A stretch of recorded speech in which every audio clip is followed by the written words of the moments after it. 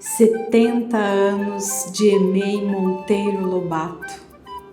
Uma escola é feita não de salas e muros, mas sim das muitas vidas que por ela passaram. 70 anos de vida, 70 anos de histórias. E que tal acompanhar os 70 anos da Emei Monteiro Lobato, escutando muitas dessas histórias de vida? Sherazade passou 1001 noites narrando histórias. Nós estaremos juntos escutando 7 histórias de vida a cada mês, até completarmos 70 histórias, 70 vidas, como se fossem 70 noites de puro encantamento, desenrolando um longo fio, onde a história tornará viva as tantas vidas desses 70 anos de Emei Monteiro Lobato.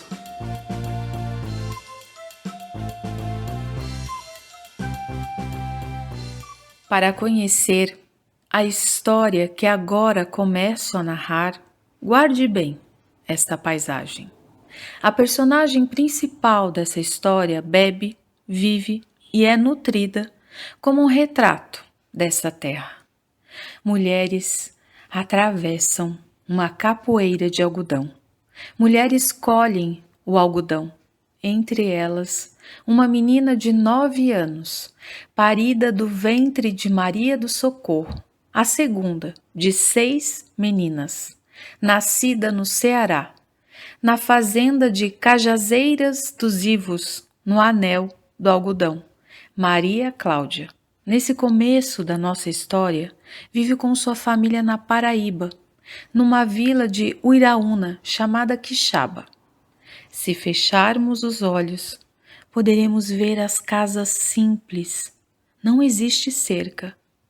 As casas se comunicam com as outras casas, com as estradas, com a plantação. O trabalho, a vida familiar, a natureza, tudo corre, vive, seca, nasce, morre como um todo. Os rios enchem, secam e vazam. Nas secas, as crianças correm pelos leitos. Nas cheias, meninos e meninas fazem barcos de folha de bananeira para soltarem nas correntezas. Os homens entram nos brejos e colhem feixes de arroz, batem os feixes no jiral para soltar os grãos de arroz. Comungam com as mulheres no mesmo quintal a feitura da pamonha e do curau. É colheita de milho e arroz. Os homens e mulheres dividem o quintal, cantam para aliviar o cansaço.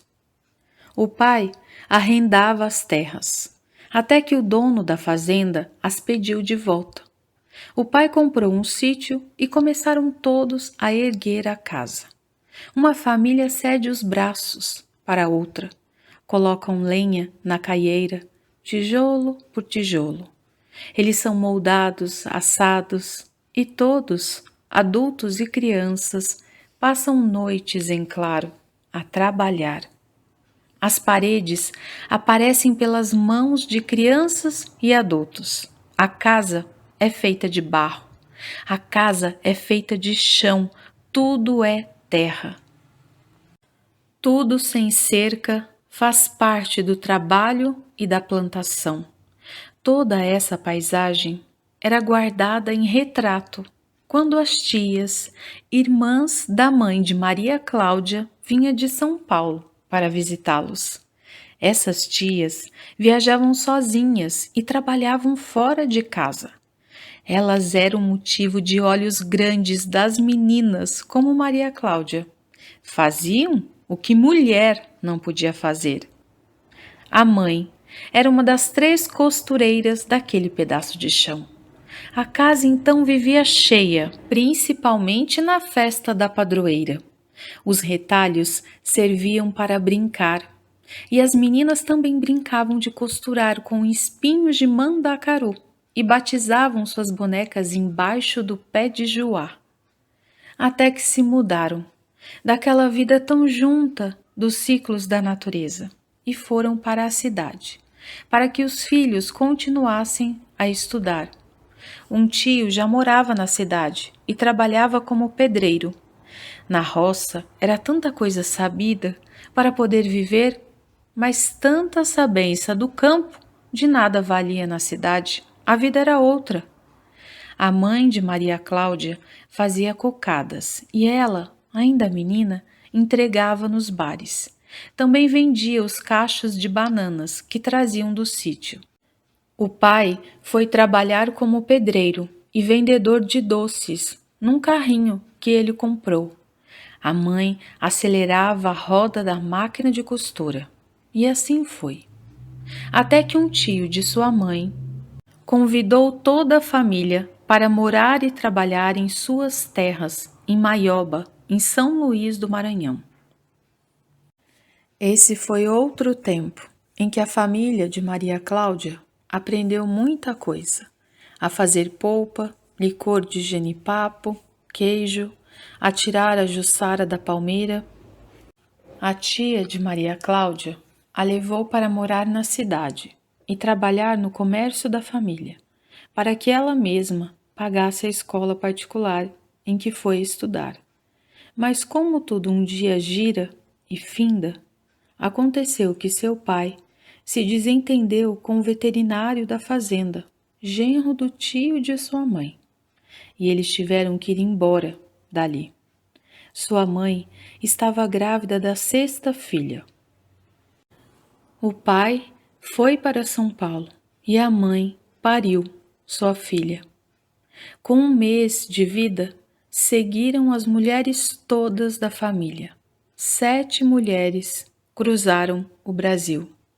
Em 3 dias, saíram do Nordeste para São Paulo. No quintal da casa dos irmãos de sua mãe, ergueram uma nova casa. O pai trabalhava na fábrica. A irmã também foi trabalhar nessa fábrica. Um dia, Maria Cláudia também foi funcionária dessa fábrica. Era quase um jeito de repetir o trabalho coletivo, aquele sempre em família. Mas cada um trabalhava num setor e nada era aquele organismo único, vivo e cíclico. Maria Cláudia começou como auxiliar de compras e logo assumiu o cargo de compradora. Namorando um moço de esquerda, lia muito e começou cada vez mais a pensar sobre a terra, sobre a migração nordestina.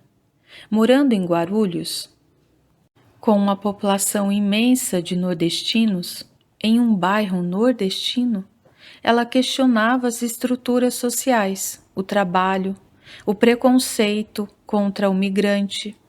Fez parte de um grupo de jovens da igreja, embasados na teologia da libertação, e tudo isso a influenciou a decidir por estudar história. Entrar para uma faculdade era um passo inovador demais dentro de sua família. Mulheres só estudavam no máximo até o ensino técnico. Sua mãe dizia-lhe que ela precisava trabalhar em escritório, e isso era muito.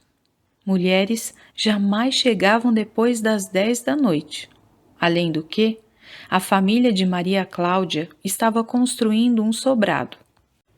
E todas as filhas tinham que dar metade do dinheiro recebido no trabalho para a casa. Maria Cláudia procurou a sua mãe para lhe contar que havia passado no vestibular de uma faculdade particular e não poderia mais fazer a contribuição. A mãe aprovou e as irmãs todas, de alguma forma, financiaram seus estudos, porque continuaram contribuindo para que a casa da família fosse construída.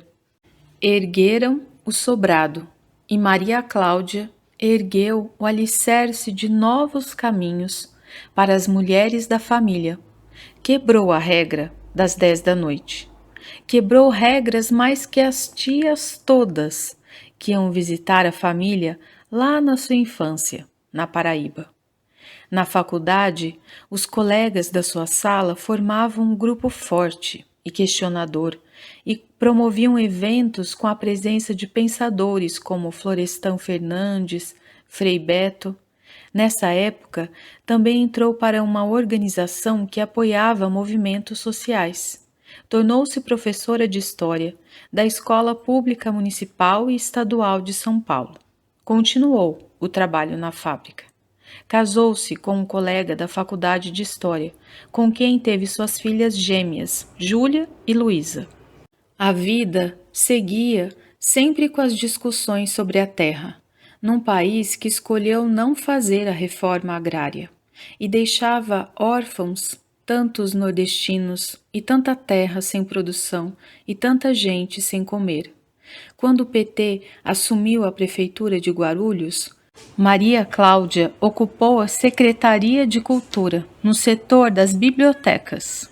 Modernizou as bibliotecas e chegou a ganhar pela cidade o prêmio Amigo da Leitura, em 2005. Foi em 2006 que Maria Cláudia começou a trilhar um caminho novo, como diretora de uma escola pública, levando consigo a ideia de que ocupar cargos públicos era uma forma de garantir direitos e democratizar a escola pública.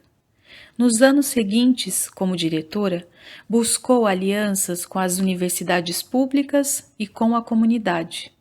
Quando sua filha Fernanda nasceu, em 2012, escolheu a educação infantil pública, sendo diretora da EMEI Epitácio Pessoa, em São Miguel. Tanta coisa acontecida, e ainda existia dentro dela um não pertencimento, porque não era de São Paulo, mas não era mais da roça do algodão, e ao mesmo tempo nunca poderia deixar de ser. Mas um dia, viajando pelos lençóis maranhenses, viu uma árvore no mangue, cheia de muitas raízes, e compreendeu a si mesma. Sair de sua terra tinha sido uma dor. Chegar em outra terra, que recebia com dureza e preconceito quem chegava, não tinha sido fácil, mas ao mesmo tempo permitiu que ela se transmutasse numa árvore de muitas raízes, de muitas terras, de muitos chãos. Tomou a resolução de pela primeira vez morar mais perto do trabalho e ocupar uma escola pública que tivesse área verde, terra, onde pudesse fazer como seus ancestrais, revolver o chão, plantar, ensinar o gosto pelo que se come das próprias mãos. Tornou-se diretora da EMEI Monteiro Lobato, onde inclusive vai aposentar-se em breve. E eis que algo aconteceu, mais dentro do que fora. Sentiu-se também parte de São Paulo. E de novo, depois de uma vida atravessando e cortando a cidade, morar perto do trabalho transformava tudo num só território, como quando na sua terra natal. Na sua gestão foram realizadas muitas travessias, um projeto que tirava as crianças de dentro da escola para ocuparem as ruas, numa parceria com outras escolas do centro de São Paulo. Era a Maria Cláudia da infância querendo trazer à tona a sua paisagem, aquela do começo da história. A paisagem sem cerca, onde plantação, estrada e casa, tudo comunga do mesmo sol sem muro, porque aquela menina e aquelas mulheres todas, nascidas em meio à capoeira de algodão, moram dentro e até vivem num quadro na sua sala, pois a paisagem da infância é uma janela para o mundo.